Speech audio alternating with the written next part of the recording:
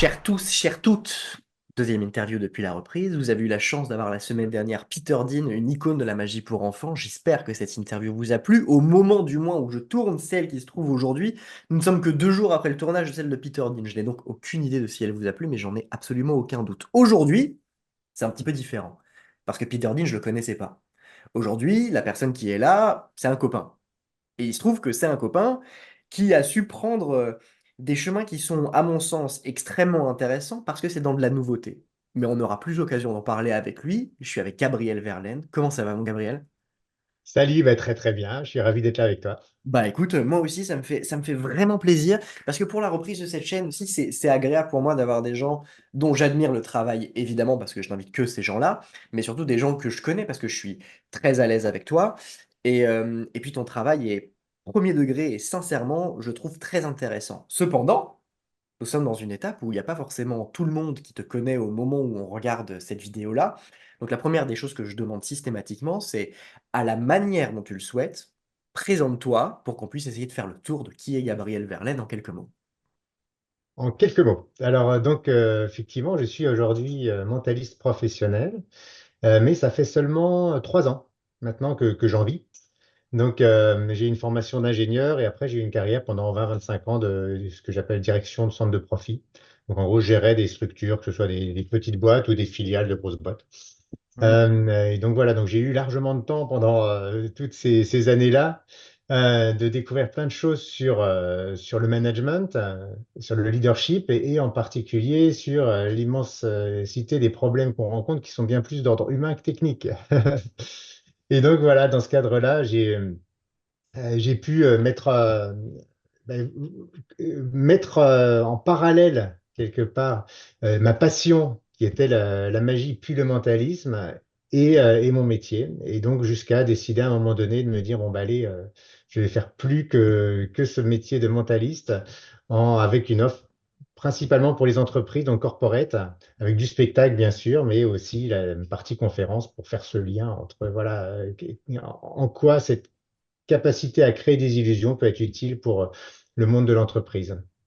Tu sais quoi? Commençons par là, parce que c'est intéressant. Et puisque c'est le cœur de ton offre et que tu t'adresses à eux, que tu viens du corporate, que tu as décidé de faire le pont, on va parler des offres corporate, de comment tu les crées, de pourquoi tu as décidé de choisir ça comme ton cœur de cible. Avant ça, c'est peut-être le cas de personnes qui nous regardent, qui sont encore semi-professionnels et qui ont un travail à côté.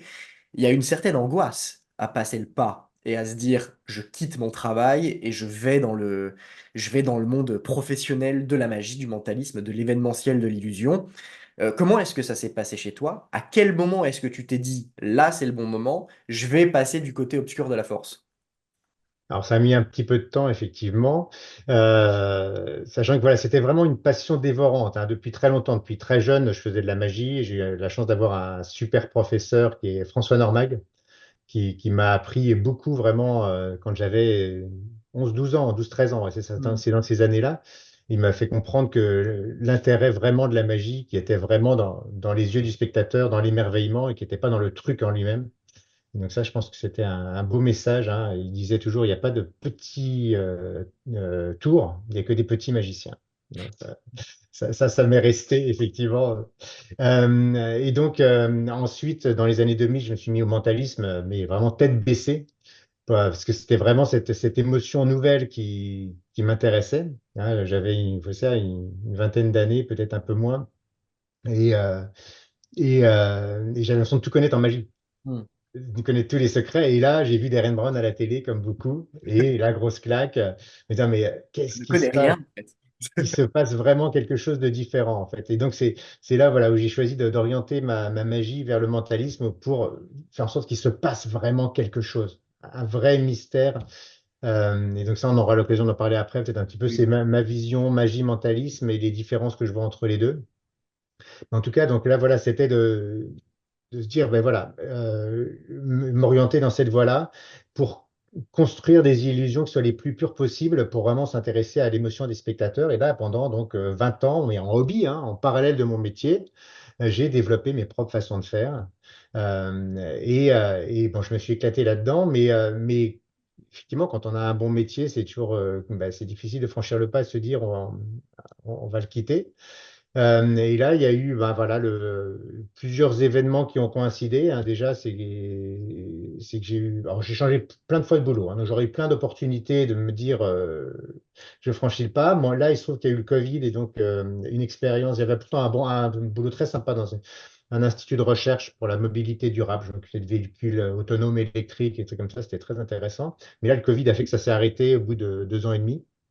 Et donc, j'ai eu un licenciement économique.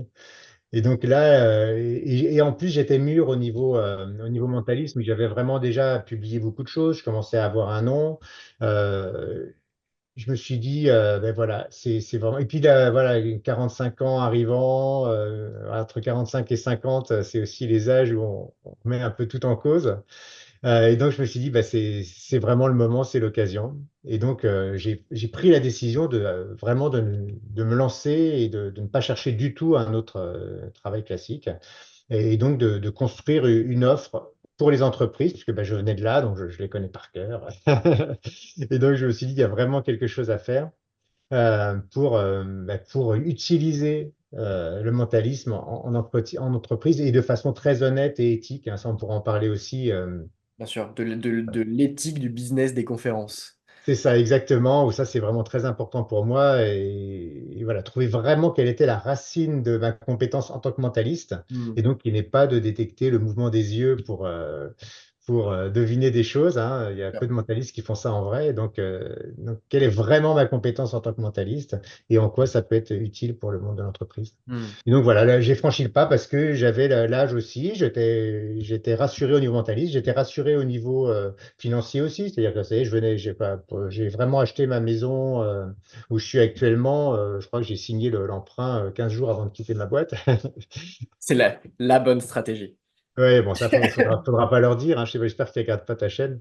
Je- À moins que les banquiers soient magiciens, ils le sont d'une Ah, certaine manière. il y en a sûrement, ouais. Mais en tout cas, donc ça va, ça se passe bien, donc je peux payer mon emprunt, il n'y a pas de problème. C'est vrai Je que les là, rassure quand même au passage, hein. c'est vrai que là, dit comme ça, le pont des 45-50 ans arrivant, je pense que de ceux qu'il y a eu en interview sur cette chaîne, tu es celui qui a décidé d'avoir la carrière réellement professionnelle, je veux dire, où tu ne fais effectivement que ça, le plus tard. Toi, tu étais dans un domaine qui était extrêmement concret, qui était, enfin, ouais, j'ai cette impression-là. C'est marrant parce que tu disais du facteur humain, tu sais, tout à Mm. l'heure, tu parlais de ça. J'ai vu une interview de Étienne Saglio sur son reportage sur le bruit des loups, qui disait que il devait gérer ce qu'il appelle le PFH, le putain de facteur humain. Ouais. Voilà, je trouvais la chose très drôle. Et donc, toi, évidemment, tu viens de ce milieu-là, tu les connais par cœur, tu décides donc de créer des offres qui sont pour les corporates. Alors, de ce que j'ai vu sur ton site internet, vous pouvez aller voir, il y a tous les produits et tout. Euh, il y a une offre sur la mémoire, Mm. tu fais une offre spectacle, une offre conférence. En fait, tu as un écosystème de vente qui part de 45 minutes et qui va jusqu'à la journée complète.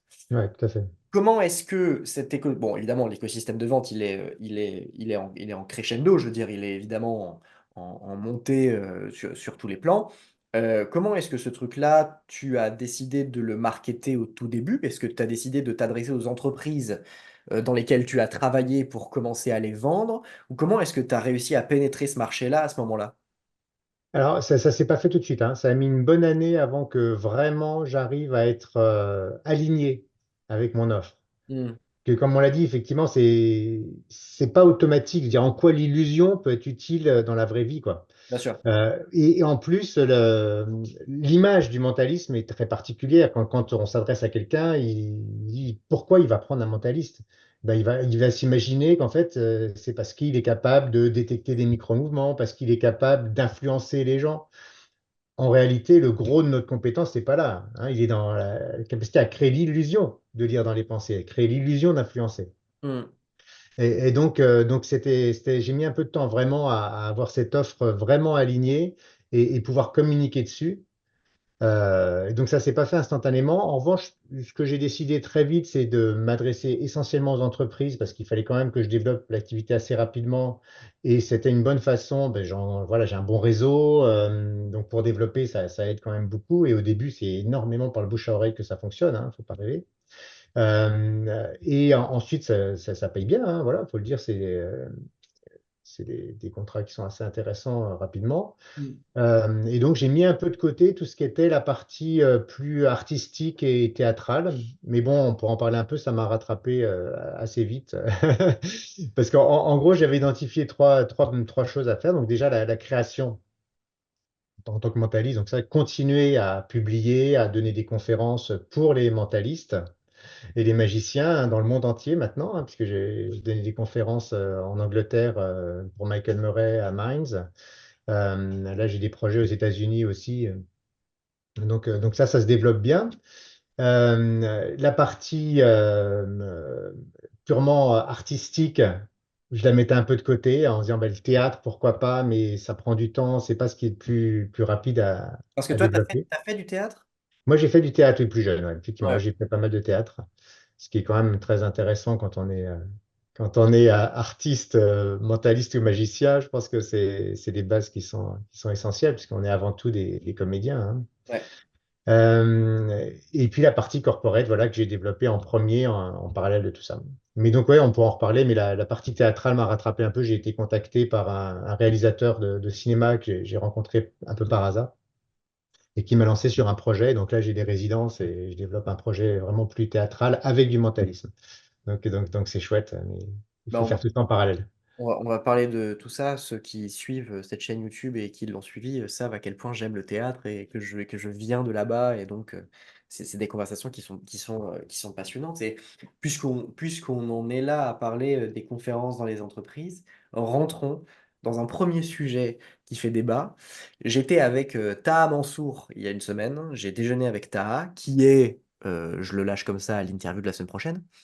J'ai déjeuné avec Taha. Et on parlait justement de l'offre conférencière, je ne sais pas comment on dit, sur les entreprises.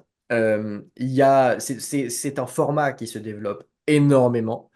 Comme tout format qui se développe énormément, ça signifie que le marché est également pollué par du bullshit puisque la conférence est une offre qui marche, en fait, hein, concrètement, et c'est une offre qui, en plus de ça, paye bien. Donc, c'est évidemment appréhendé et saisi par des éthiques et des visions et des process qui sont tous plus ou moins différents. Le marché du mentalisme est en vogue, comme on le sait tous, voilà. Euh, L'éthique pour toi et pour ta, c'est quelque chose qui compte. Parlons de ça. Comment est-ce que tu vois ce marché aujourd'hui? Oui, effectivement, voilà, l'éthique, c'est absolument essentiel. Je pense que sur le long terme, en tout cas, voilà, les gens sont pas dupes quand même. Même s'ils ont envie de croire que ce qu'on fait est vrai, si en créant l'illusion qu'on est capable de lire dans les pensées, en regardant les micro-expressions et les mouvements des yeux, on donne derrière un cours en se faisant passer pour un expert en body language et voilà, en communication. À un moment donné, ça passe pas, quoi. Il y a une dissonance, puis sur le long terme, c'est pas bon, quoi. Hmm. Et donc, c'est limite de l'escroquerie, même, hein, évidemment. Ça c'en est, hein, je pense. Hein, c'est vraiment de l'escroquerie. J'en ai complètement. Voilà. Donc évidemment, c'était pas du tout cette voie-là que je voulais engager. Et donc, c'est, comme je le disais, ça a mis du temps vraiment à trouver quelle était ma vraie compétence. Et pour moi, c'est vraiment, et là, je suis aligné dans le sens où, quelque part, les conférences que je donne pour les mentalistes et les conférences que je donne aux entreprises ont la même racine. Pour les mentalistes et magiciens, j'appelle ma conférence l'art de façonner les perceptions. Et oui, bah oui, t'es un des rares qui a vu ma conférence deux fois, donc je te remercie. C'est peut-être même le seul. Effectivement, ce sont mes notes de conférence. Et donc là, c'est une conférence vachement sympa où vraiment je m'intéresse à l'art de façonner les perceptions parce que c'est vraiment mon approche pour créer ces illusions et la plus pure possible. Et donc vraiment de s'intéresser à la perception des spectateurs et des participants pour la façonner du mieux possible pour que ce soit une illusion la plus parfaite possible et qu'il n'y ait aucune prise d'aspérité pour pouvoir imaginer quoi que ce soit. Et donc, je joue vraiment avec la cohérence de ma présentation pour que le public s'accroche à cette cohérence et il ne puisse pas en imaginer une autre. Ouais. Et donc, cette compétence d'être capable comme ça de façonner les perceptions et donc d'exploiter des failles de perception, des failles de la pensée, c'est pour moi ce qui peut être vraiment intéressant pour les entreprises de mieux comprendre comment fonctionne notre cerveau, effectivement, quels sont ses biais, qu'est-ce qui font qu'on peut se tromper, qu'on peut mal décider, mal communiquer. Et ça s'applique dans énormément de domaines en étant vraiment dans le vrai. Voilà. Ouais. Et donc, j'illustre énormément tous mes propos en entreprise par des petites démonstrations que je décortique pour vraiment rentrer dans le cœur de pourquoi ça fonctionne. Donc, je dis pas comment ça marche, sur en tout cas la partie spectacle, hein. Moi, j'ai cette particularité, quasiment toutes mes interventions en entreprise, je les commence par un spectacle. Vraiment. Il y a cette partie ludique, cette partie un peu cadeau qu'on leur fait. Voilà, ils sont pas là pour se prendre la tête, ils sont pas là pour profiter vraiment d'un moment sympa, tout en les mettant en garde, hein. Moi, je dis toujours à l'avance que je suis un illusionniste et donc à eux de garder leur esprit critique, hein. Voilà, est-ce que ce qu'ils Tu voient, dis c'est la averti. réalité ou c'est juste leur perception d'une réalité? Donc moi, je dis la vérité avant pour être sûr que ce soit bien ancré. Ensuite, pendant la partie spectacle, je fais tout ce que je peux pour qu'ils y croient vraiment, pour que ça paraisse le plus vrai possible et qu'ils y Voilà. croient, pour générer cette émotion de mais attends, hein, qu'est-ce qui vient de se passer? Est-ce que c'est vraiment possible? Non, pas à ce point-là, mais quand même, il a touché à rien. Voilà. Générer cette émotion, ce feu d'artifice, qui est pour moi la particularité du mentalisme, pour ensuite pouvoir décortiquer pourquoi ça a fonctionné. Donc, je dis pas comment, mais voilà, on s'intéresse à ce qui a fait que ça a fonctionné. Et là, on fait des petites démonstrations toutes simples que là, je peux expliquer avec qui donnent des clés en gros. Et je Hmm. leur dis, voilà, maintenant, à la fin, vous avez toutes les clés pour comprendre le spectacle. À vous de faire le lien, mais évidemment, le lien est impossible à faire, même quand on connaît les clés. C'est ça qui est beau avec le C'est mentalisme. ça, ce que tu fais également sur ta conférence pour magicien, hein. Il y a des effets, enfin je crois qu'il y a un effet à la fin que tu n'expliques pas, parce que ben, effectivement tu donnes toutes les clés pour comprendre ce truc-là, et c'est strictement vrai. Tu t'en doutes, on va en parler, parce que en plus de ça, je crois, du moins c'est comme ça que je l'avais vécu moi, parce que tu sais, on en a déjà parlé plusieurs fois, moi j'ai d'abord eu Iceberg entre les mains, donc Iceberg qui est juste là. J'ai d'abord eu Iceberg entre les mains, je l'ai ouvert, je n'ai rien compris. Je me suis dit pourquoi, qui, quoi, comment. Et puis je reçois un message de Marcobi, Marco qui me dit il y a Gabriel qui passe en conférence à Paris, va le voir. Et en venant te voir, cette conférence a donné un deuxième souffle fou à ce livre et m'a permis de comprendre tout ce qu'il y avait à comprendre. Et quand on te voit faire ce qu'il y a là-dedans, on se dit que c'est génial. Et moi, quand j'avais lu là, je me suis dit, ah waouh, ça va être compliqué, par quel chemin on va passer, ça m'a l'air procédurier et tout. Pas du tout. Tout est très naturel. Je vous encourage vraiment à aller le voir en conférence. Si vous avez eu des appréhensions sur Iceberg, sur Green Neck ou sur quoi que ce soit, en plus de ça, il est adorable, Gabriel. Donc, il parle de joie de tout. Donc, voilà, il y a vraiment un deuxième souffle qui est donné à tout ton contenu au travers de tes conférences parce que tu as développé des nouveaux principes. Évidemment, on va parler du chat Schrödinger, on va parler de tout ça. C'est des choses qui sont complètement aujourd'hui intégrées à mon répertoire, que j'utilise à chaque prestation.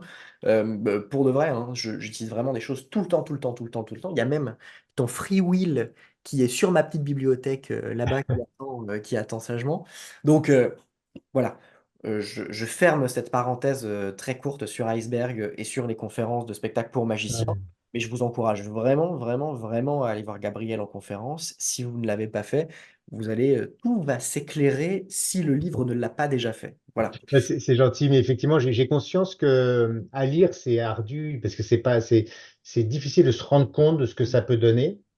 Sachant que bah, effectivement l'explication, bah, comme on joue sur les perceptions, et le but étant de créer une cohérence unique pour la personne. Hmm. Ça nécessite un gros travail finalement d'intégrer toutes les possibilités, tout ce qui peut se passer pour offrir cette cohérence unique au spectateur. Et donc à la lecture, ça paraît compliqué. Hmm. Mais une fois qu'on l'a bien compris, en fait, c'est pas très compliqué à mémoriser. C'est pas comme un anagramme progressif ou ce genre de choses pour ceux qui connaissent. Voilà, où là, il y a énormément de mémoire. Là, une fois qu'on a bien compris le principe, c'est assez naturel. C'est même très naturel. Et surtout, pour le spectateur, lui, il voit qu'une seule réalité qui émerge. Et pour lui, il y a une réalité cohérente qui est très simple et très pure. Et donc, c'est Ouais. vraiment ça qui est très intéressant. Et effectivement, la conférence donne un nouveau souffle à Iceberg. Là, j'en vois beaucoup. suite à la conférence où les gens se disent, ah, tiens, j'étais vraiment passé à côté. Ouais. Donc, c'est chouette. C'est vraiment chouette d'avoir des. Et puis, je suis de plus en plus demandé là, en conférence un peu partout. Donc, ça veut dire que sans l'avoir développé du tout. Tu vois, j'ai pas du tout cherché à appeler les clubs ou machin, mais je suis appelé spontanément par le bouche à oreille aussi. Et c'est bien comme ça. Je préfère ça plutôt que de faire des tournées et que ça me bloque pendant 2 mois. Là, au moins, ça, voilà, mais j'en ai au moins deux, trois par mois, ouais, comme ça. C'est très drôle parce que en faisant les recherches pour cette interview, parce que j'ai quand même cherché des trucs, je suis tombé sur un blog d'un mec qui s'excuse. Euh, Il a fait un article pour s'excuser en disant, bon, quand je me trompe, il faut le dire quand même. J'ai pas compris Green Neck, j'ai pas compris Iceberg, j'ai lu Green Neck 2, j'ai tout pigé. Je suis revenu sur Green Neck 1, j'ai tout vu. J'ai vu Gabriel en conférence, c'était bon. Et le mec, il s'est fait embrayer comme ça derrière. Mais c'est très drôle. Mais parce que le process est complètement différent. Et je vais même te dire, moi, le tour que j'utilise, dont je n'évoquerai pas le nom ici parce que je veux quand même le garder un peu pour moi, le tour que j'utilise de toi, je l'utilise même pour les plus rationnels et les plus sceptiques. C'est-à-dire Mm. que ça met d'accord tout le monde, c'est infaillible. Et Ouais. c'est réellement brillant. Euh, revenons à l'offre Corpo Conférence 2 secondes. Euh, Parce que oui, c'est de l'escroquerie, ce que les gens font. Et je pense qu'il faut il faut le dire et c'est important. Euh, il n'existe pas de personnes qui font du langage corporel et qui peuvent voir si quelqu'un ment à 200%. Ça n'existe pas. Par contre, il y a des messages artistiques à faire passer. Il y a des messages qui peuvent effectivement être utiles au monde de l'entreprise à faire passer. Quels sont les messages et les grandes lignes que toi, tes conférences servent à faire passer? Alors moi, c'est pour le résumer en une phrase, alors ça va peut-être faire un peu bisounours, mais c'est s'intéresser sincèrement à l'autre. Hmm.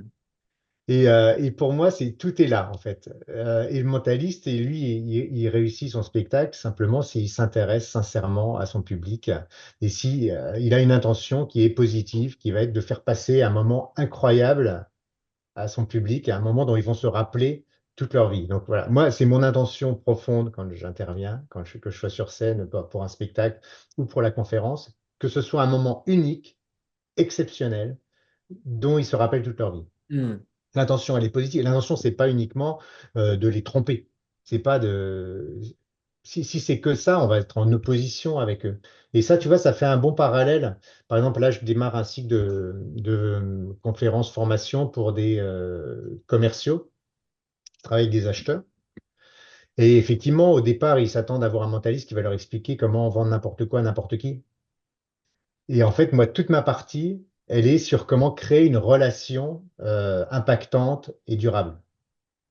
Et donc, elle est sur le fameux putain de facteur humain, qui est la belle expression, effectivement, qu'on entend parfois. Euh, et c'est ça qui est beau, en fait. Et c'est ça qui est beau, et c'est ça en tant qu'artiste aussi, au moins, où on est en phase. Et ça n'empêche pas de s'intéresser, justement, du coup, à toutes ces failles de perception, tous ces biais qui font que ça peut aller à l'encontre de notre démarche qui, elle, est positive. Et Hmm. même quand on cherche à vendre, la démarche, elle peut être positive, hein. C'est pas uniquement de vendre à tout prix pour tromper l'autre.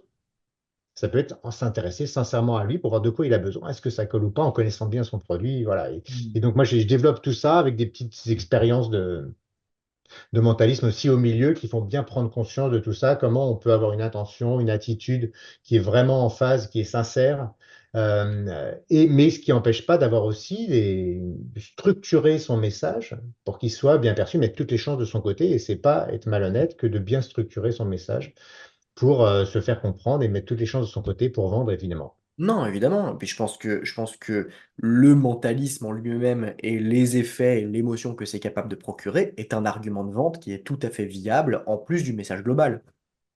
Tout à fait. Et puis, ben voilà, je crée cet effet waouh, cet électrochoc un peu au début. Alors, oh, qu'est-ce qui se passe? Voilà. Oh. Et donc là, je capte le public aussi.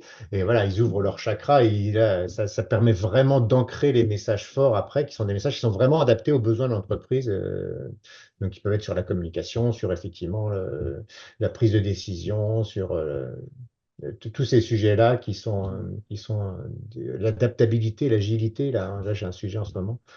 tout ce qui est adaptabilité, un mentaliste qui fait, qui s'adapte pas à tout ce qui se passe. Hein. Ouais, c'est là aussi où c'est intéressant, c'est les commandes spécifiques. Moi, j'ai 15 minutes de spectacle à faire sur le thème des déchets dans la Meuse. Ah, génial. Bon, bref. J'ai également vu, j'ai trouvé ça intéressant, sur un des blogs, une des interviews que tu as donné, parce que tu n'as pas donné beaucoup d'interviews, l'air de rien, tu Mhm. n'as pas fait énormément. Euh, Au tout début, tu faisais de la magie, Ouais. et tu disais que tu cherchais la sensation de l'impossible pour les gens. Et maintenant que tu es dans le mentalisme, c'était écrit comme ça, tu cherches plus la sensation de l'improbable que de l'impossible.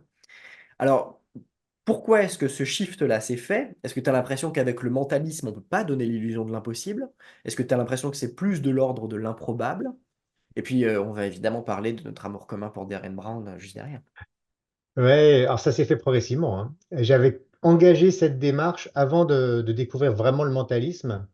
Euh, c'est Gary Kurtz au départ qui m'a aidé aussi à faire ce shift, dire même dans la magie, en disant, mais comment créer un moment où il se passe vraiment quelque chose. Je crois que Hmm. c'est vraiment ça qui résume le mieux ma recherche, qu'il se passe vraiment quelque chose. C'est pas juste un truc impossible bon bah ok c'est impossible mais c'est pas si enfin après pour générer cette émotion, il y a plusieurs voies, quoi. La voie de chercher la chose la plus impossible, elle est belle aussi, parce qu'on crée quelque chose de, voilà, un électrochoc aussi. On sait que c'est pas possible, mais voilà, on perd pied, en fait. On perd pied sur la réalité. Moi, je cherche à générer une émotion qui ancre dans la réalité. Hmm. Tu vois, c'est assez différent. Hmm. Et donc, du coup, je me suis aperçu que en magie, c'est possible aussi de créer quelque chose où vraiment on se dit, mais attends, je pensais à Arthur Chavaudret, par exemple, qui est un bon copain aussi, où lui, voilà, quand on parlait de cette distinction magie-mentalisme, lui, il me disait, mais non, mais moi, en magie, pour moi, quand je le fais, c'est vrai, quoi. Il se passe vraiment quelque chose. Et effectivement, c'est tellement beau et tellement épuré qu'on a cette émotion qui est proche du, oula, mais attends, mais ben, Bien sûr. donc, la frontière n'est pas aussi stricte que ça. Mais je pense que dans la recherche, c'est assez différent. Effectivement, si on cherche à faire quelque chose de plus impossible. Donc, il y a des gens qui se disent mentalistes. Et moi, je veux dire, non, c'est des magiciens, il faut de la magie mentale. Mais c'est très personnel. Hein. Et puis après, ça peut être très bien aussi. Mais en cherchant à faire de la magie mentale la plus impossible possible. Donc, par exemple, une chance sur 1 milliard, par exemple, et puis boum, tadam, c'est bon. Bon, c'est que c'est pas possible, donc on va être dans la recherche de, attends, mais comment il a fait? Ça, c'est Ouais. dingue, quoi. Vraiment, j'ai aucune idée de comment il a fait, quoi. C'est pas, pour moi, du mentalisme, dans le sens où on va pas générer cette émotion du, attends, de générer ce doute, ce questionnement, de dire, mais qu'est-ce qui s'est passé? Est-ce que vraiment c'est non? Et donc, ça s'est fait progressivement avec la magie d'abord aussi, pour faire des choses les plus épurées possibles, avec le moins de mouvements possible Hmm. pour générer ce doute en disant mais ah. Et puis donc après avec le mentalisme effectivement pour ne pas rechercher l'impossible. Tu vois, mon but est avec une chance sur deux, on peut faire quelque chose d'incroyable. Voilà. Ouais. Tu vois, on n'a pas forcément besoin de rajouter Non, non, non, d'accord. l'impossibilité pour générer cette émotion. Hmm. Il n'y a pas une corrélation directe entre l'impossibilité et l'émotion. Ça, Ah, c'est pas vrai. et puis, même pour aller plus loin, Marcoby, quand il m'a parlé de ton travail pour la première fois, c'est pour ton pile face. Ouais. Donc, il m'a dit, tu dois acheter Iceberg juste pour le pile ou face. C'est le truc. Donc, le 1/2 peut taper même les champions du monde dans les trucs. Non, mais c'est vrai, c'est important de le dire. Ouais, ouais, bah oui, ouais, on a passé une soirée incroyable avec Marc. C'était à Poitiers, là, quand on était sur scène en même temps. Là, on a fait le gala de close-up ensemble. Et on a passé une soirée incroyable, effectivement, à se montrer des trucs. Et puis, et effectivement, avec ce pile ou face, juste une chance sur deux, où lui, il a l'habitude aussi de prendre des risques. Je sais pas si pour ceux qui l'ont vu en spectacle, souvent, il prend un risque sur une chance sur deux aussi. Bien sûr.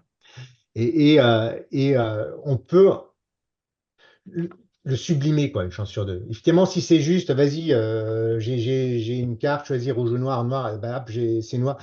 Si on n'en fait rien, effectivement, c'est juste une chance sur deux.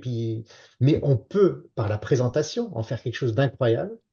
Et quand la présentation est aussi la méthode pour que ce soit incroyable, ben là, on a un petit bijou et ça, c'est un peu ce pile ou face, c'est un petit peu ça, parce que c'est le fait on en fait, on met sur la table, en fait, toute sa réputation. Enfin, ça devient une chance sur exactement 167 millions, je crois, un truc comme ça, je sais plus.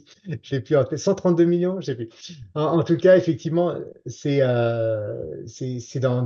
sur une base d'une chance sur deux d'en faire un truc incroyable pour qu'il y ait vraiment cette émotion du non, mais attends, mais est-ce qu'il aurait vraiment pris ce risque-là sur une chance sur deux? Non, quand même, mais pourquoi? Et voilà, il posait toutes ces questions. Et là c'est un petit truc que je peux donner d'ailleurs sur des petits détails qui changent tout. Je ne sais pas si c'est le moment, mais j'y pense sur ce pile ou face. Et je pense qu'il y a un lien quand même. Euh, pour renforcer l'effet, à la fin, j'utilisais avec l'autorisation de John Allen, son idée de dire ce qui est étonnant, c'est que tout le monde choisit face, par exemple. Tout le monde choisit face. Et lui, il le prouve avec des petits tics qui montrent que tout le monde a choisi face. Et donc, j'utilisais cette chose-là un petit peu et je m'apercevais qu'en fait, ça ne marchait pas parce que les gens y croyaient. Tout simplement, ils vont dire, ah bon, tout le monde, bah oui, tout le monde dit face, Ah on a oui, la du coup, ça fait preuve, tomber on à a dit face, plat. il y a marqué face sur le papier, j'ai un papier avec en face de face, il y a plein de petites coches et il n'y en a rien sur pile. Ouais. Et en fait, ça tombait à plat. Et donc, je me suis aperçu qu'en fait, en changeant un tout petit peu, mais en disant simplement, mais ce qui est étonnant, c'est que bah, tout le monde dit pas face. Vous auriez peut-être dit pile, oui, vous auriez dit pile. Voilà. Ce qui est étonnant, c'est que vous avez dit face.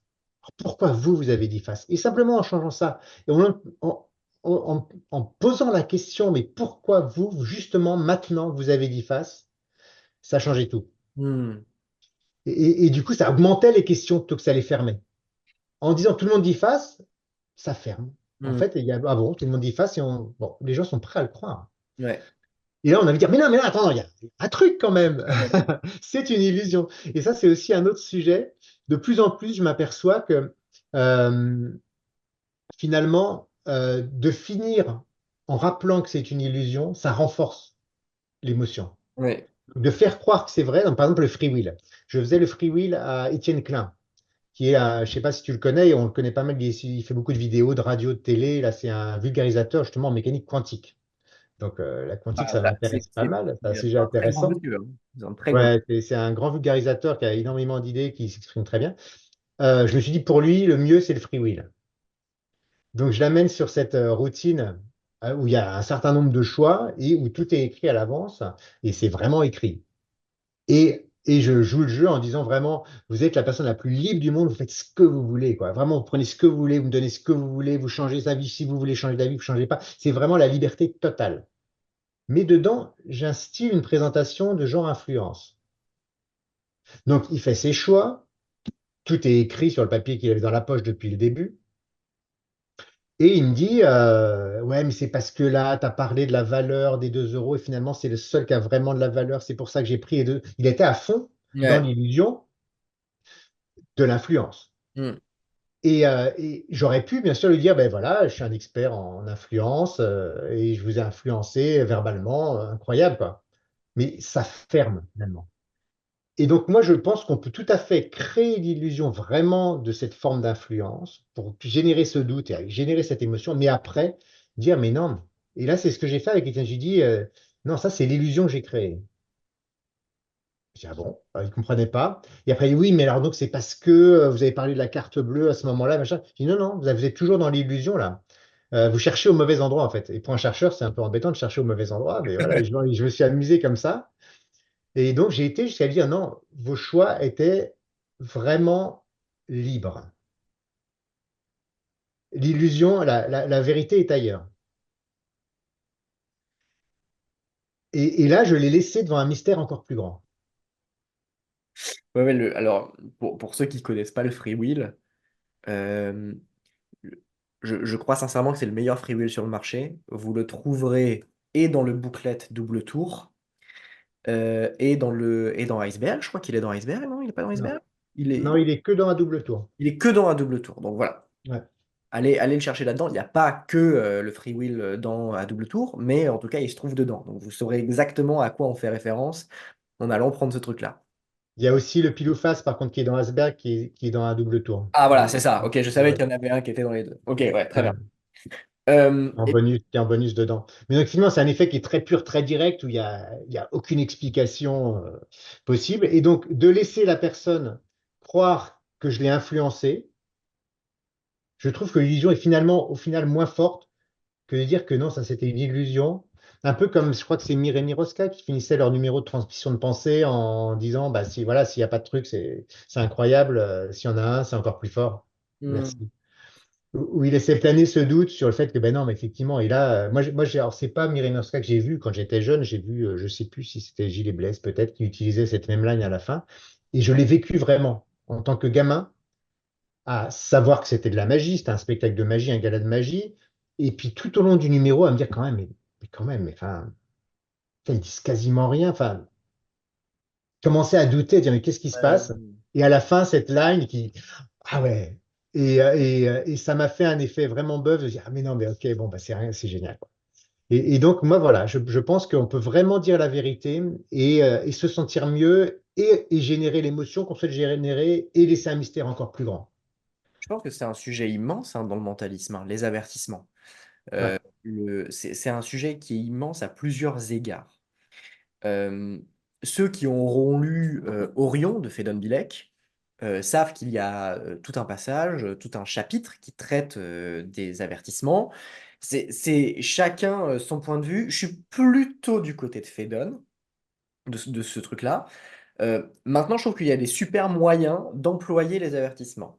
Je trouve que quand c'est fait de cette manière-là, quand c'est fait avec bienveillance et pour ouvrir le champ, plutôt que quand c'est utilisé, tu sais, d'une manière de dire attention, j'ai pas de vrai pouvoir, attention, j'ai pas de vrai pouvoir. En fait, c'est le sujet n'est pas là. Le sujet, c'est pas de dire Ouais. qu'on a des vrais pouvoirs ou qu'on n'en a pas. Enfin, je veux On dire, a des vrais pouvoirs. Être capable de créer ces illusions, c'est un vrai pouvoir. Faut en voilà. avoir. Enfin, et c'est magnifique parce que ce soit. Voilà. Je pense qu'on peut vraiment en être fier.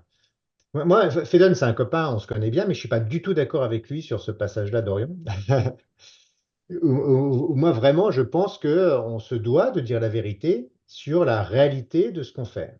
Et la réalité de ce qu'on fait, c'est qu'on a un pouvoir incroyable qui est de créer des illusions aussi pures que ça. Et ça, c'est formidable. Et c'est ça qui est formidable. Et ça n'empêche pas de générer cette émotion du doute, justement, et du questionnement. Et ça, c'est encore plus beau, d'être capable de générer cette émotion-là tout en disant la vérité. Hmm. Il y a un truc, là, on voit souvent sur les forums et tout ça, je suis un mind reader, donc je lis dans les pensées. Qu'est-ce que je réponds à la personne qui me demande à quoi je pense là? Oui, Mais en quoi c'est, enfin, qu'est-ce que je réponds, un magicien, à quoi il répond à la personne qui dit fais apparaître un lapin? oui. Enfin, pour moi, c'est exactement la même chose. Il n'y a aucun problème à dire, mais écoute, moi, je suis un illusionniste, je crée l'illusion que je lis dans les pensées. Donc, évidemment, je ne peux pas savoir exactement à quoi tu penses maintenant. Au-delà de faire une blague sur tu penses que je ne serais pas capable de trouver ce qui est très bien aussi. Et parfois, enfin, il ne s'agit pas de ne pas répondre avec l'humour, mais en aucun cas, c'est un problème. Ça doit être un problème. Ouais, ouais, ouais, De dire, je ne sais pas lire dans les pensées en vrai. Hmm. Il y a un super exemple, et par chance, tous ces spectacles sont disponibles sur YouTube. Je crois que c'est dans Infamous.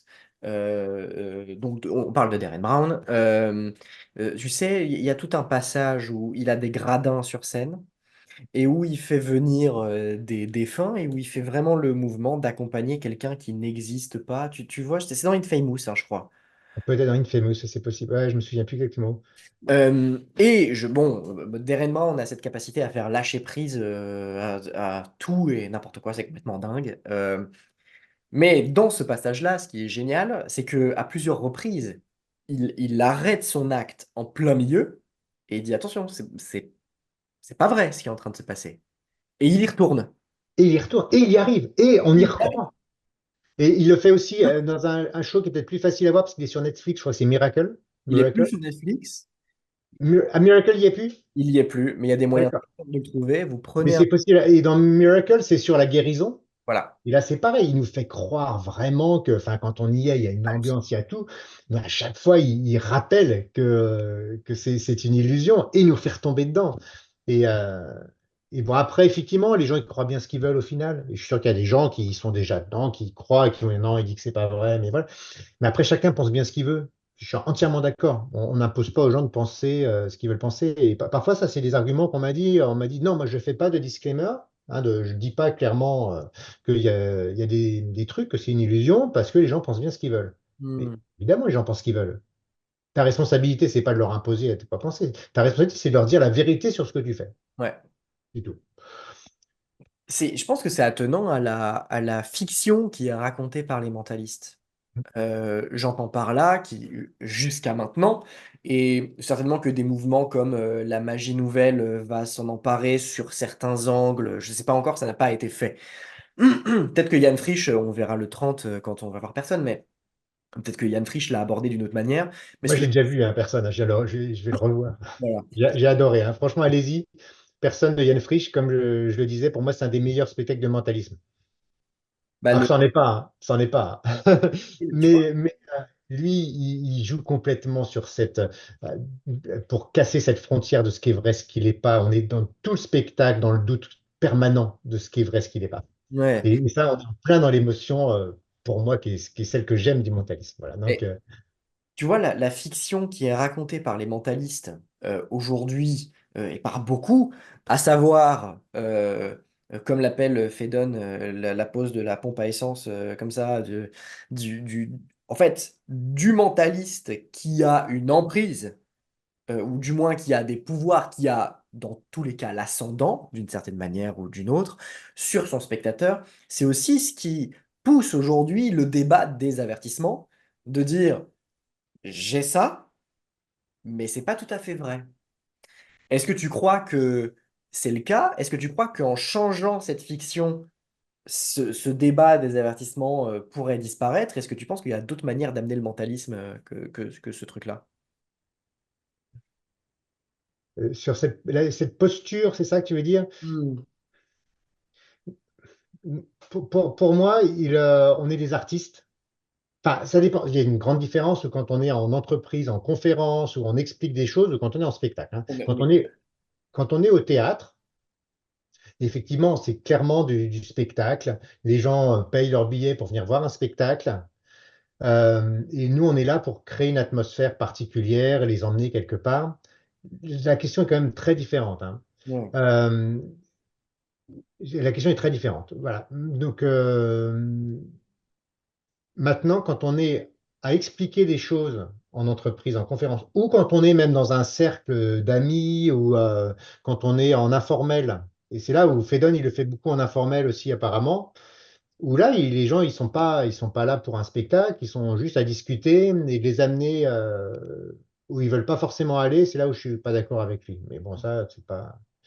on s'entend quand même très bien et chacun a son approche et lui il le fait très très bien et avec beaucoup d'humanité. Donc tant qu'il n'y a pas derrière de malveillance, il n'y a pas de problème, hein. C'est juste des approches différentes. Bien sûr. Mais pour moi, il y a une vraie différence entre quelque chose qui est vraiment un spectacle sur une scène et qui est purement du divertissement de ce qui est de l'informel ou de la conférence. Ouais, je suis complètement d'accord. Bien sûr. Voilà, donc sur scène, j'ai moins d'avis. Je pense qu'effectivement, moi, quand je serai sur scène, je ferai en sorte que, au maximum, les gens repartent pas en croyant des choses fausses. Ça, c'est juste ça que je vais avoir en tête quand même. Attention, est-ce que j'ai pas renforcé des vulnérabilités ou ce genre de choses? Voilà. Bon, mais ça, c'est juste mon éthique personnelle. Eh ben, pont formidable, puisque nous sommes sur le spectacle, on va pouvoir parler de théâtralité. Ouais. Euh, donc, je- de, de ce que, un des messages forts de toutes ces interviews, du moins de choses qui revient de toutes les heures qu'on a pu faire, c'est qu'il faut ne pas faire que du mentalisme ou ne pas faire que de la magie. Il faut aller s'inspirer ailleurs, du moins il y en a beaucoup qui le font, dans la littérature, dans ci, dans ça, dans le théâtre en l'occurrence. En quoi est-ce que chez toi, le théâtre est impactant, important et influence ta manière de pratiquer le mentalisme? On est un artiste, on est des artistes de scène avant tout. Donc le langage, même s'il est un peu différent du théâtre pur, c'est un langage quand même scénique. Donc la mise en scène est essentielle de réfléchir à tous les messages qu'on fait passer par autre chose qu'uniquement nos mots. Si on s'intéresse qu'à nos mots, il manque forcément quelque chose quand on est sur scène. Juste une petite parenthèse quand même sur le mentalisme, qui est quand même un des rares expressions artistiques avec autant d'interaction avec le public. Et ça, j'ai pris conscience de ça, que la magie, il peut y en avoir, mais sinon, il y a beaucoup quand même de spectacles de magie qui sont très visuels. Donc, Hmm. on a répété, on fait ce qu'on a répété. Il y a de la magie très interactive. Et sinon, l'autre métier qui est assez interactif aussi, c'est le stand-up. Hmm. Où là, effectivement, il y a pas mal d'échanges parfois. J'ai pu remarquer, à poser des questions et tout ça, mais c'est encore pas la majorité. Mais Hmm. sinon, est-ce qu'il y a une autre forme artistique où on se lance sur scène et on ne sait pas exactement ce qui va se passer? On a une trame, mais tout va se faire en partage avec le public. Ah, c'est vrai qu'il y a très peu, il y a une forme de théâtre qui s'appelle le théâtre forum, qui s'appuie sur les gens, mais pas autant que le mentalisme ou le stand-up. Et je dirais encore plus que, mais disons que dans le mentalisme, il y a... Surtout, le stand-up, c'est un petit peu dans le spectacle, il va Ouais, y avoir ouais. une partie, mais sinon, c'est des sketchs qui sont écrits. Hmm. Le mentalisme, en permanence, on n'est jamais seul, on peut rien faire seul.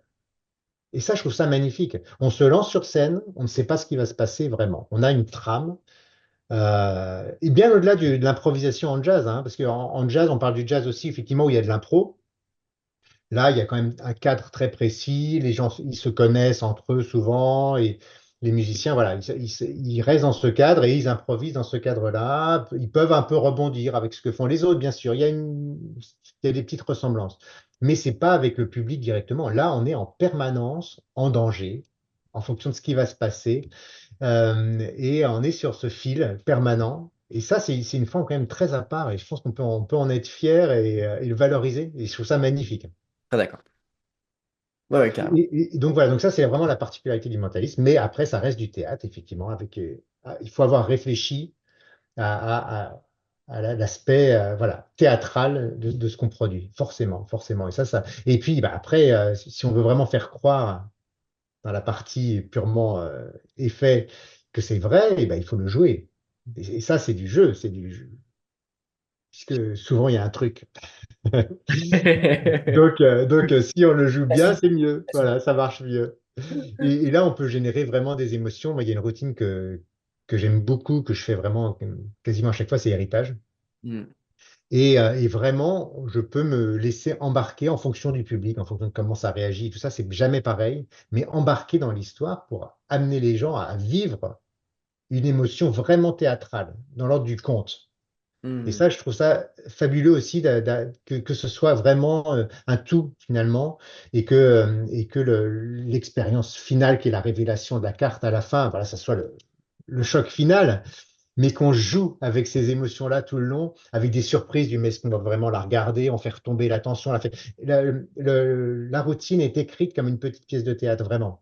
Et il y Hmm. a beaucoup de mes routines que j'écris comme des petites pièces de théâtre avec des surprises. On parle, pas assez, je pense, l'importance de la surprise dans ce qu'on fait. Et en mentalisme, c'est essentiel la surprise, et c'est pas la plus évident parce que si c'est vas-y, pense à un mot, c'est ça, pense à un mot, c'est ça. Bon, bah ok,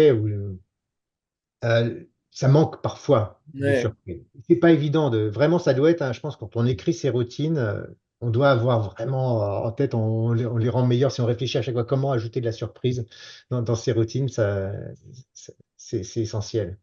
Et donc voilà, jouer avec ces courbes d'attention, de tension, de temps fort, temps faible. Temps fort, temps faible, c'est des outils qu'on connaît en misdirection classique visuelle.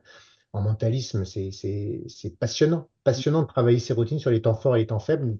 Où est-ce qu'on va cacher sa méthode? Un petit exemple tout simple, je ne sais même pas si j'en ai déjà parlé quelque part de ça, c'est euh, si on fait une transmission de pensée, par exemple, je choisis une carte, je vais faire tout simple. Tu choisis une carte, tu la regardes, tu la remets, j'essaie de la deviner.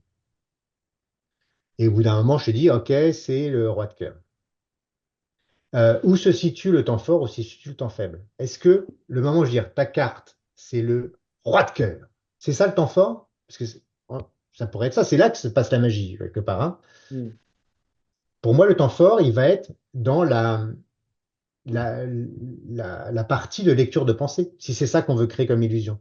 Et donc, c'est toute cette partie, cette tension d'extraire la carte comment on fait, à quoi on fait penser, ce qu'on fait visualiser. C'est ça le temps fort. Mm.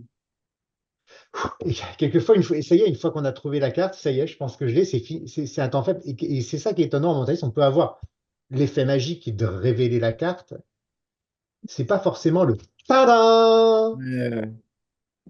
Et donc, voilà. Et donc, du coup, on peut choisir où on met ces temps forts et qui sont rarement là où il y a le secret aussi. Là, en l'occurrence, bah, cette lecture de pensée, finalement, c'est rarement là qu'il y a le secret, quoi. Mm.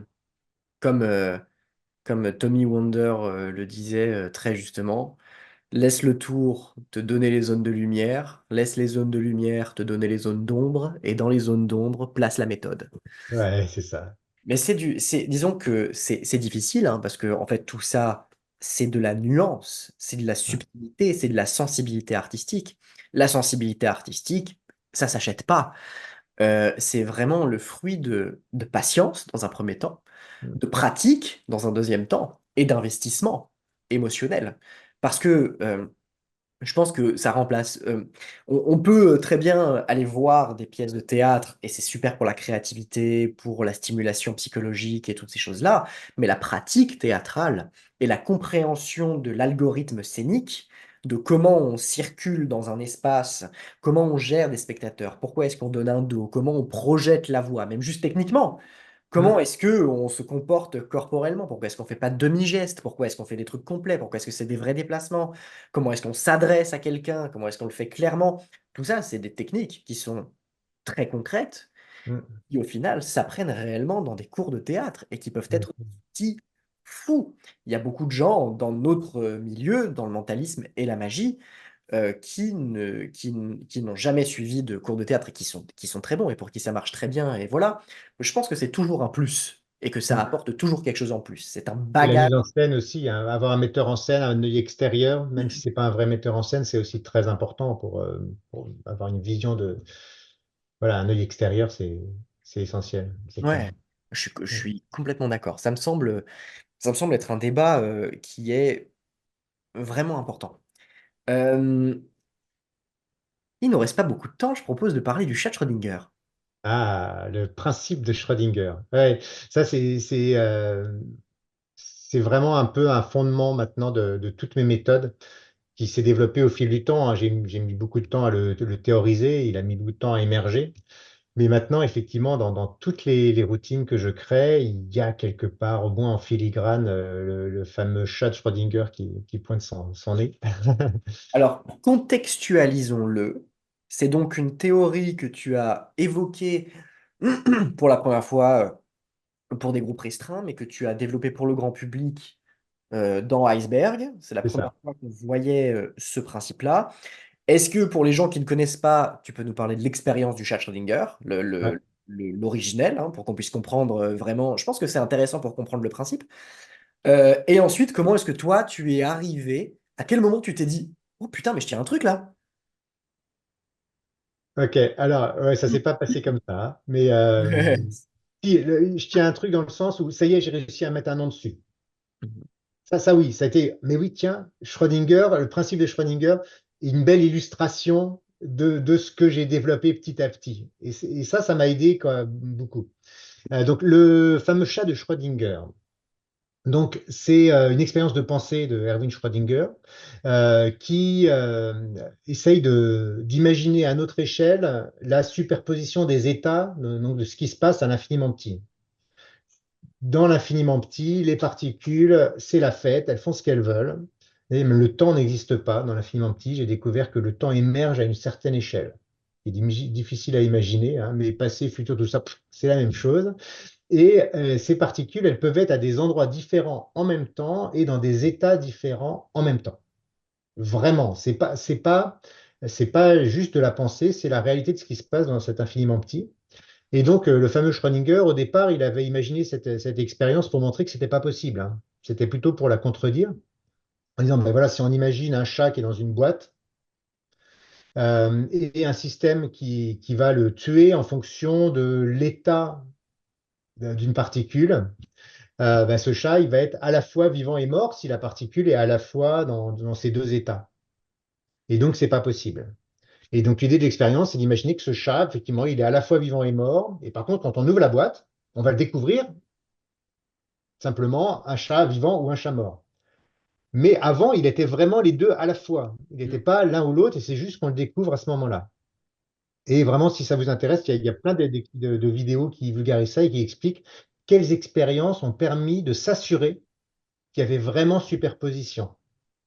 Parce que donc, effectivement, on pourrait dire non, c'est pas superposition, puisque dès qu'on regarde, on ne voit qu'un seul des deux. Donc c'est juste qu'on ne savait pas avant lequel des deux. Mais non, il y a des expériences qui ont été faites, qui sont concrètes et qui montrent qu'il y a vraiment superposition d'états tant qu'on n'a pas regardé. Et ce qui est très, très étonnant, c'est qu'une fois qu'on a regardé, non seulement il y a un des états qui vraiment devient réel, mais en fait, ça écrit le passé aussi. C'est-à-dire que si on imagine que, donc ça c'est une histoire d'onde en fait, un d'onde et de particules, cette superposition. Donc il y a une BD que je vous recommande qui s'appelle Quantix. Je suis pas du tout un spécialiste hein, Mm. en quantique. Hein. C'est vraiment, c'est que de la vulgarisation que j'ai lue et qui m'a intéressé.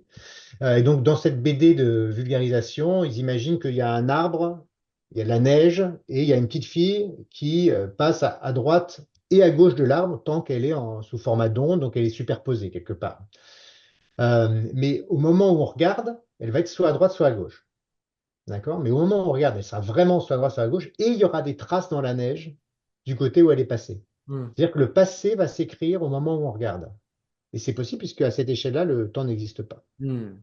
D'accord? Et donc tout ça m'a fait dire que c'était parfait pour illustrer ma théorie, puisque moi je joue avec cette superposition des réalités, superposition des états.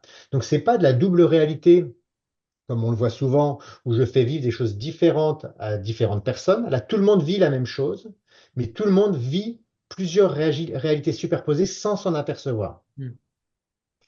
Et au moment où il y a un choix qui est fait, par exemple, donc c'est le moment où on regarde, nous, on va aller faire en sorte qu'on va réécrire le passé pour s'assurer qu'il n'y ait qu'un seul chemin possible, des traces dans la neige, qu'un seul endroit. Et donc, quand on regarde, on voit ces traces, on se dit, oui, non, je savais que c'était ça l'issue, je savais que ça, on allait vers là, il n'y a aucune autre explication possible, il y a une cohérence parfaite sur ce qu'on a vécu.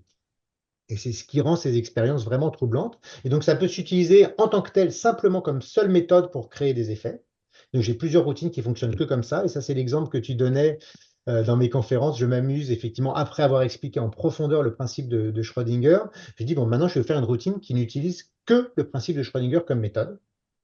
Donc, je n'aurai pas besoin de vous l'expliquer après, puisque vous savez déjà comment ça marche. Je fais la routine, et évidemment, même si on sait, on est là, dit, ben oui, mais comment t'aurais fait si on avait choisi autre chose? Et on n'arrive pas à trouver une autre cohérence, à trouver une autre chose, alors qu'on sait que c'est ça qui s'est passé. Et donc, bon, en général, je l'explique quand même, c'est dans mes notes de conf aussi, puis en général, à la demande, si on a le temps, je l'explique quand même. Mais je m'amuse à dire à l'avance que j'aurais pas besoin d'expliquer, parce que même si on connaît la méthode, Ce qui est, quand c'est bien construit, le cerveau il s'accroche à la cohérence qui est offerte et il dit, mais il n'y a aucune autre cohérence possible. Enfin, on ne peut pas trouver autre chose. c'est Donc, très- donc ça c'est vraiment super. Mm. C'est ce truc-là est vraiment fou parce que en fait, comment est-ce que tu as commencé à jouer avec ce truc-là? Parce que c'est un principe neuf. On faisait pas ça avant. Je sais pas si c'est vraiment aussi neuf que ça. Pour vraiment l'utiliser comme je le fais à cette échelle-là, oui. Mais après, tu vois, on pourrait dire que l'exemple que je donne, par exemple, c'est Disposable Color de Max Maven Oui, avec la et boulette. la boulette de papier avec une couleur qui est marquée dans la boulette. Quelque part, c'est une forme de Schrödinger parce qu'il y a deux réalités possibles. Soit il y a un effet de malade où quand la personne nomme une couleur, elle est écrite dans la boulette. Ou alors il n'y a rien, c'est-à-dire que personne n'est au courant qu'il allait se passer quelque chose. Mm. Bon, après, il y a aussi des utilisations. Bah, l'équivoque, ça pourrait être une forme de Schrödinger si on veut. Quand on dit, bah, quand on fait un équivoque, il y a une ambiguïté. On dit, bah, montre-moi un objet, et puis soit on l'élimine, soit on le garde. Oui. C'est une forme de Schrödinger. Mais en fait, moi, je l'ai utilisé de façon globale sur la compréhension globale de la routine, de où on va, pour créer quelque chose vraiment qui va au-delà de juste un détail quelque part de la routine. Mm. Maintenant, on peut l'utiliser pour remplacer l'équivoque, par exemple. J'ai plein de routines où avant j'utilisais de l'équivoque. Bah, héritage, c'est un bon exemple. Hein. On peut utiliser de l'équivoque. Héritage, j'utilise Schrödinger à la place. Et l'émotion qui en résulte n'a rien à voir. Quand j'ai changé, je suis passé de ah, donc, quoi, je sais pas comment tu as fait, à un silence, quoi. J'ai construit la carte pas à pas dans ma tête moi-même, quoi. Et il s'est passé vraiment quelque chose de particulier. Donc, la méthode a vraiment une influence pour moi sur l'émotion qui est générée. Et en l'occurrence, on peut transformer l'équivoque, le rendre meilleur en utilisant le principe de Schrödinger, en ayant bien voilà, compris tous ces paramètres. Sachant que c'est pas. Alors, il y a des fois, c'est l'un ou l'autre, c'est-à-dire, puisqu'on parle de l'équivoque, hein, c'est l'un ou l'autre où c'est équivoque ou Schrödinger, mais à certaines routines où c'est l'un et l'autre, Oui, tout à fait. où les deux s'entremêlent, puisqu'on ne parle vraiment pas de. J'ai même pas envie de parler de méthode, j'ai envie de parler d'outils. C'est-à-dire, il y a un truc où c'est applicable à un milliard de choses, et c'est là que c'est cool, c'est qu'on est au tout début là Hmm. en fait. Puisque tu sais, alors je sais pas quand est-ce que Iceberg est sorti. 2020, je sais plus, 2020? Bon, ok, bon, ça doit être quelque chose comme ça. Moi, en gros, c'est quelque Ouais. chose. Donc, c'est très récent. Donc, ça a été donné au monde il y a 4 ans, voilà, un truc comme ça, 4 5 ans. Donc là, doit y avoir des choses qui te reviennent, des échos de certains mentalistes, peut-être, qui ont trouvé d'autres manières d'utiliser ton principe déjà, ou pas encore? Pas énormément encore. Beaucoup d'intérêt, ça c'est indéniable, parce que c'est une autre façon de penser quelque part. Donc j'ai pu voilà, j'ai pu montrer mes méthodes, mes routines à des grands noms de la magie qui ont aucune idée de comment ça fonctionne. Hmm. Parce que c'est une autre façon de voir les choses, quoi. Là, je pensais à Mark Elsdon, par exemple, récemment, là, voilà, il a passé une soirée avec moi. Il me dit, mais il est, il a aucune idée de comment ça se passe à chaque fois. Mais bon, voilà, donc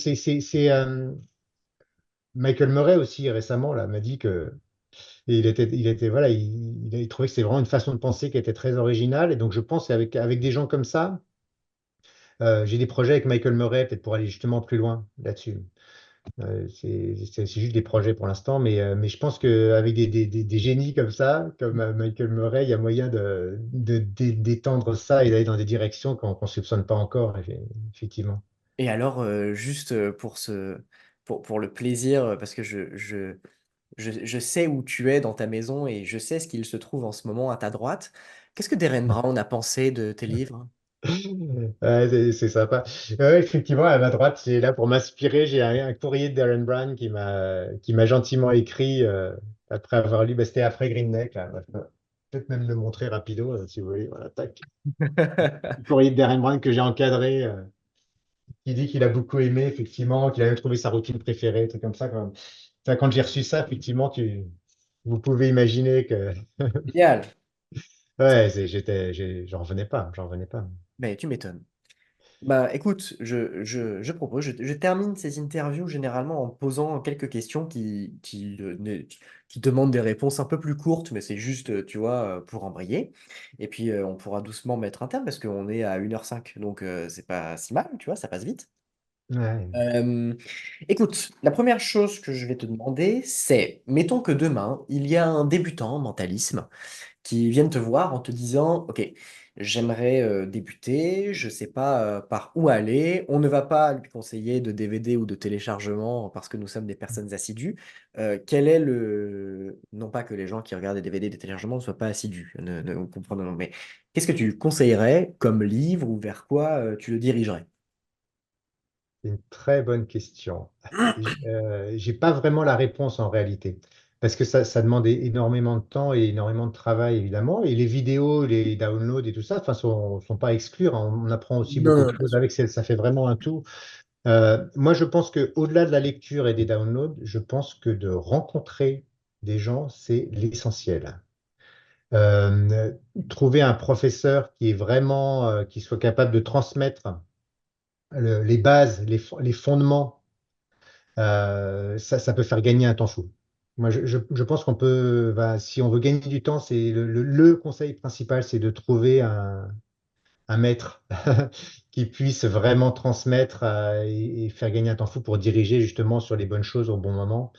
Après, comme livre pour démarrer, bon voilà, ce qui m'a fait vraiment démarrer le mentalisme, c'est le Pure Effect de Darren Brown avec Absolute Magic et puis Banachek PS1. Alors les derniers ne sont pas évidents à trouver.